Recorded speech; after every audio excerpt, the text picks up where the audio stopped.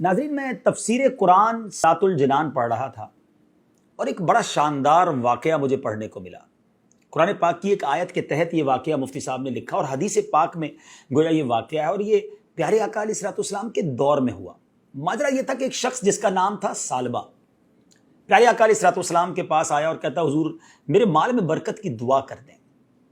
میں اس واقعے کا خلاصہ پیش کر رہا ہوں۔ تو پیارے آقا علیہ الصلوۃ والسلام نے فرمایا، اے ثعلبہ، وہ اچھا ہے مال جس پر تم اللہ کا شکر ادا کر سکو، چاہے وہ تھوڑا ہو، اس زیادہ مال سے بہتر ہے جس کا تم شکر ہی ادا نہ کر سکو۔ کچھ دنوں کے بعد ثعلبہ پھر آیا، کہتا، حضور میرے مال میں برکت کی دعا کر دیں۔ پیارے آقا علیہ الصلوۃ والسلام نے دعا کر دی۔ اب نبی پاک دعا کریں تو قبول تو ہونی تھی۔ اس کی بکریاں ملٹی پلائی ہونے لگ گئیں۔ اب اتنی بکریاں ہو گئی کہ مدینہ منورہ میں جگہ ہی نہ بچی جہاں وہ اپنی بکریاں رکھ سکتا۔ وہ اپنی بکریوں کو لے کر شہر سے باہر جنگل میں چلا گیا۔ اچھا، مال تو بڑھ گیا، مگر پہلی محرومی اس کو یہ ملی کہ وہ نماز میں نہیں آتا، جماعت میں اور جمعے کی نماز میں بھی نہیں آ سکتا تھا۔ نبی پاک علیہ الصلوۃ والسلام نے پوچھا، ثعلبہ کا کیا حال ہے؟ صحابہ کرام نے کہا، حضور بہت پیسے ہو گئے، بڑا مال ہو گیا، اتنی بکریاں ہو گئی کہ اب مدینے میں جگہ ہی نہیں رکھنے کی۔ نبی پاک علیہ الصلوۃ والسلام نے فرمایا، ثعلبہ پر افسوس ہے۔ اب نبی پاک نے یہ فرمایا تو دیر از سم تھنگ رانگ۔ اب کیا ہوا؟ اتنی بکریاں بڑھ گئیں کہ اب جنگل میں بھی جگہ نہ بچی۔ پیارے آقا علیہ الصلوۃ والسلام نے صحابہ کرام کو آرڈر دیا کہ جاؤ اور لوگوں سے زکوٰۃ وصول کرو۔ صحابہ کرام زکوٰۃ لیتے لیتے ثعلبہ کے پاس پہنچے اور کہا کہ تم نے بھی زکوٰۃ دینی ہے۔ جب اس نے کیلکولیٹ کیا تو زکوٰۃ میں تو بہت ساری بکریاں دینی پڑ جاتی۔ کہتا ہے، مجھے تو یہ ٹیکس معلوم ہو رہا ہے، میں بعد میں بتاؤں گا۔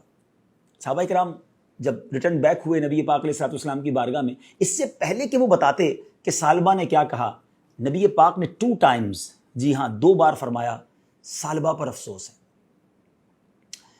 اب ثعلبہ کو پتہ چلا کہ نبی پاک علیہ الصلوۃ والسلام ناراض ہو گئے۔ وہ آیا پیارے آقا کی بارگاہ میں، کہا، حضور معاف کر دیں، یہ زکوٰۃ لے لیں۔ مگر اس کے آنے سے پہلے قرآن پاک کی ایک آیت نازل ہو چکی تھی، اور ان میں کچھ وہ ہیں جنہوں نے اللہ سے عہد کیا ہوا ہے کہ اگر اللہ ہمیں اپنے فضل سے دے گا تو ہم ضرور صدقہ دیں گے اور ہم ضرور صالحین میں سے ہو جائیں گے۔ پھر جب اللہ نے انہیں اپنے فضل سے عطا فرمایا تو اس میں بخل کرنے لگے اور منہ پھیر کر پلٹ گئے، وعدہ خلافی کی اللہ سے۔ پیارے آقا علیہ الصلوۃ والسلام نے اس کی زکوٰۃ، اس کا مال قبول نہیں کیا، اسے ریٹرن کر دیا۔ اب ثعلبہ سر پر خاک ڈالتا ہوا واپس ہوا۔ پیارے آقا علیہ الصلوۃ والسلام ظاہری طور پر پردہ فرما گئے دنیا سے۔ حضرت ابوبکر صدیق کا دور آیا، ثعلبہ پھر آیا، کہتا، حضور میری زکوٰۃ لے لیں۔ حضرت ابوبکر صدیق نے کہا، جب نبی پاک نے نہیں لی تو میں کیوں لوں؟ اس کو واپس کر دیا۔ وہ حضرت عمر فاروق کے دور میں آیا، حضرت عمر فاروق نے بھی لوٹا دیا۔ سیدنا عثمان غنی رضی اللہ تعالیٰ عنہ کے دور میں اس کا انتقال ہو گیا۔ ناظرین، اس واقعے کے بعد قبلہ مفتی قاسم صاحب نے تفسیر قرآن سرات الجنان میں کمال کی باتیں لکھی کہ آج ہم کیا کرتے ہیں؟ دعا کرتے ہیں، یا اللہ بس مال دے دے، پھر زکوٰۃ بھی پوری دینی، پھر صدقہ بھی خوب کرنا، پھر میں تیری راہ میں خوب خرچ کروں گا، مسجدیں بھی بناؤں گا۔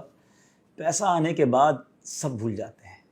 یا اللہ اس مشکل سے نکال دے، بس پھر میں نے نمازیں ہی پڑھنی ہے، نفل ہی پڑھنے ہیں، میں نے صدقہ خیرات ہی کرنی ہے، بس یہ بیماری دور ہو جائے، یہ قرضہ اتر جائے۔ کتنے وعدے کیے زندگی میں، جب وہ کام ہو گئے تو سب بھول گئے۔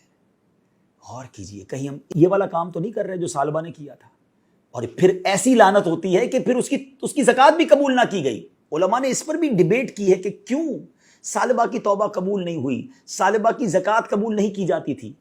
تو بتایا گیا کہ ثعلبہ جب بھی پیسے دینے آتا تھا نا، اس ڈر سے آتا تھا کہ لوگ برا بھلا کہہ رہے ہیں مجھے، اتنا برا ہوں میں کہ میری زکوٰۃ ہی قبول نہیں ہو رہی ہے۔ وہ لوگوں کی شرم میں عبادت کرتا تھا، اللہ کے لیے نہیں۔ آج بھی کچھ لوگ ایسے ہیں کہ اس لیے نیکیاں کرتے ہیں، اس لیے حج کرتے ہیں، اس لیے زکوٰۃ دیتے ہیں، اس لیے قربانی کرتے ہیں، بڑے بڑے جانور لاتے ہیں کہ لوگ کیا کہیں گے اگر میں نہیں کروں گا، کنجوس کہیں گے لوگ۔ لوگوں کے لیے عبادت کرنی ہے؟ پلیز سوچئے گا، اللہ کے لیے عبادت کریں اور اللہ سے جو وعدہ کریں اسے پورا کریں۔ ہمیں رب نے بہت کچھ دیا ہے، جو دیا ہے نبی پاک کا وہ جملہ یاد رکھیے گا کہ وہ تھوڑا اچھا ہے جس کا تم شکر ادا کر سکو، اس زیادہ سے جس کا شکر بھی ادا نہ کر سکو۔